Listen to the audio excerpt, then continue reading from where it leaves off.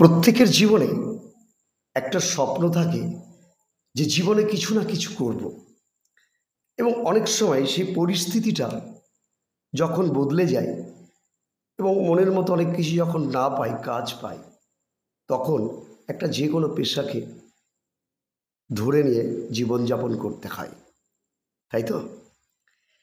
তো এখানে আমার কথা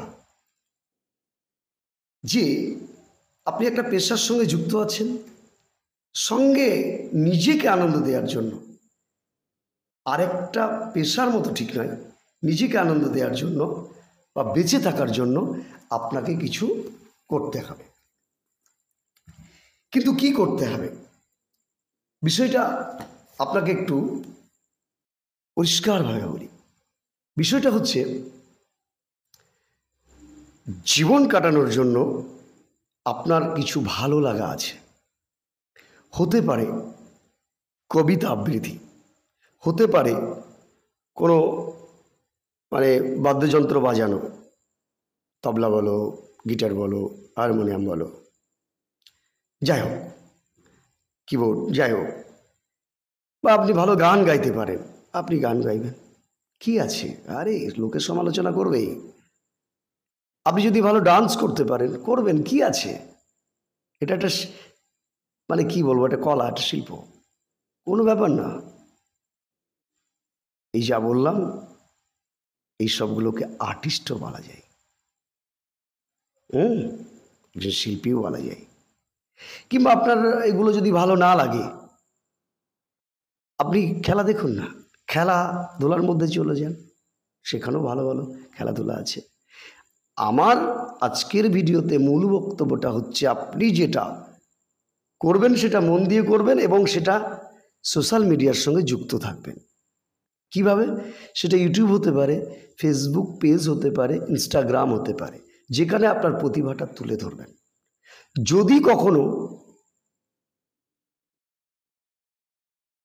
কখনো আপনার কপাল খোলে কিংবা আপনার সময়টা বদলে যায়, সময় তো বদলাবেই, প্রত্যেকটা মানুষের জীবনে সময় বদলাবেই, দুনিয়ার কেউ ঠেকাতে পারবে না, আজ নয় তো কাল সময় বদলাবেই, আপনার জীবনটা বদলে যেতে পারে। আমি আপনাকে সাপোর্ট করব। হয়তো বলবেন না, আপনার আবার সাবস্ক্রাইবার কই ভাই, কিন্তু আমি আপনাকে সাপোর্ট করব। আমি একটা সাবস্ক্রাইব অন্য জায়গাতে নিতে চাই না। দর্শক সরাসরিভাবে দেখবে, পছন্দ করবে, তারপর সাবস্ক্রাইব করবে, সেটা নিয়ে চলতে চাই। আমি একটু অন্যরকম একটা। যাই হোক, আপনারা আসুন, কাজ করুন। আর যদি এখানেও যদি সোশ্যাল মিডিয়াও যদি কাজ না করে, আপনি নিজেকে অন্তত ভালো রাখার জন্য কিছু করুন। একটা পেশার সঙ্গে যুক্ত থাকলে কি হয়, আপনি খুব তাড়াতাড়ি বুড়ো হয়ে যাবেন, হাসি লাগবে, আর সংসার জীবনটা আপনার কাছে বোঝা হয়ে দাঁড়াবে। আর যদি পাশাপাশি আমি যা বললাম, যেগুলো বললাম, এগুলো যদি করেন, তাহলে কি হবে জানেন? আপনার মনটা খুব ভালো থাকবে এবং প্রতিটা মুহূর্ত আপনার কাছে নতুন লাগবে, খুব ভালো লাগবে। এবং বন্ধু বান্ধবদের মধ্যে আপনার সম্মানটাও বেড়ে যাবে। সবাই বলবে যে না, একটা কালচারাল ছেলে আসছে, একটা কালচারাল মেয়ে আসছে, এরা বেশ ভালো লাগে, সুনাম ছড়াবে, সুনামও হবে, ভালো লাগবে। দেখুন, পৃথিবীর বুকে প্রশংসা শুনতে